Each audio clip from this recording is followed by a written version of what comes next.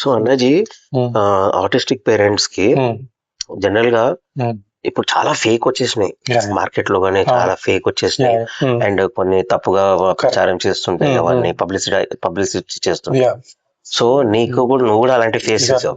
So నీ experience తో ఒక కొత్తగా ఆటిస్టిక్ చైల్డ్ డయాగ్నోస్ అయిన ఒక చైల్డ్ ని వాళ్ళ పేరెంట్స్ కరెక్ట్ సెంటర్ ని ఎట్లా ఐడెంటిఫై చేయాలి, ఎట్లా అప్రోచ్ అవ్వాలి?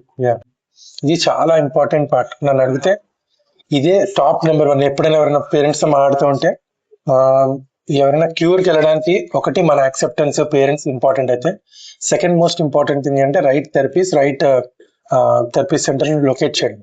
ఓకే, ఇప్పుడు నేను చెప్పిన ఎక్స్పీరియన్స్ లోనే అంటే ఫేక్ అని చెప్పకపోయినా రాంగ్ సెంటర్స్, రాంగ్ వే, వాళ్ళకి తెలియకో నాలెడ్జ్ లేకో లేదంటే షార్ట్ కట్ వేస్ లోనో చాలా మంది థెరపీ సెంటర్స్ పెట్టేస్తున్నారు.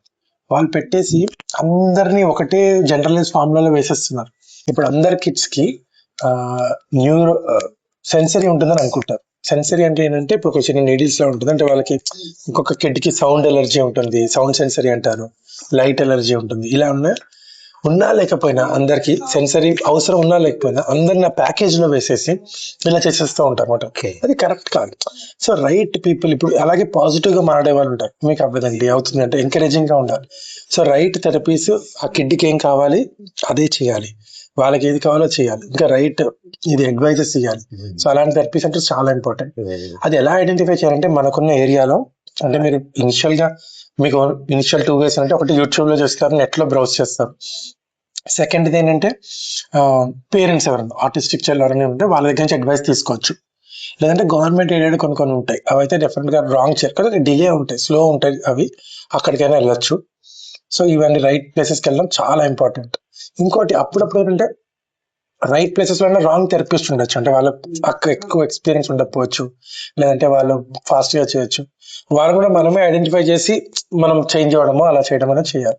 ఇప్పుడు ప్రస్తుతానికి ఇప్పుడు డయాగ్నోసిస్ అంటే అదంతా క్లినికల్ డయాగ్నోసిస్ అంటారు. అంటే ఇప్పుడు ఎలా అంటే ఒక డయాగ్నోస్టిక్స్ పర్సన్ ఉంటారు, లైక్ థెరపిస్ట్ కానీ లేదంటే పీడియాట్రిషియన్.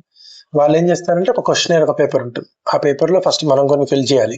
అంటే వాడు ఈ పర్టికులర్ సినారియోలో వాడు ఎలా చేస్తాడు, వాడు మింగిల్ అవుతాడా లేదా, ఇప్పుడు హ్యాండ్ ఫ్లాపింగ్ చేస్తాడు, ఎంత ఫ్రీక్వెంట్ చేస్తాడు, వాళ్ళు మనకు క్వశ్చన్ ఇస్తారు పేరెంట్స్. అది కాకుండా వాళ్ళు అబ్జర్వ్ చేస్తారు. వాడిని అబ్జర్వ్ చేసి వాడికి ఒక టాయ్స్ ఇస్తే వాడు ఎలా చేస్తున్నాడు, లేదంటే ఇంకొకటి వాడు ఆర్డర్ లో పెడుతున్నాడా లేదా, లేదంటే దీన్ని బట్టి వాళ్ళు కొన్ని డయాగ్నోస్ చేయగలుగుతారు. సో బేసికల్ మెయిన్లీ వాళ్ళ అబ్జర్వేషన్ వాళ్ళు సబ్జెక్టివ్ గా ఉంటుంది. సో సబ్జెక్టివ్ గా ఉంటుందంటే ఒక రేటింగ్ ఇస్తారు. ఇప్పుడు సపోజ్ 1000 points లో 1 to 500 అంటే వాళ్ళు ఒక ఇది ఉన్నట్టు, లేదంటే ఇంకో కొన్ని పాయింట్స్ వస్తే వాళ్ళు మీడియం ఉన్నట్టు, తక్కువ పాయింట్స్ వస్తే మేబీ సివియర్ ఉన్నట్టు. సో కరెంట్ డయాగ్నోసిస్ అంతా సబ్జెక్టివ్ అండ్ క్లినికల్ ఇప్పుడు కరెంట్ ది.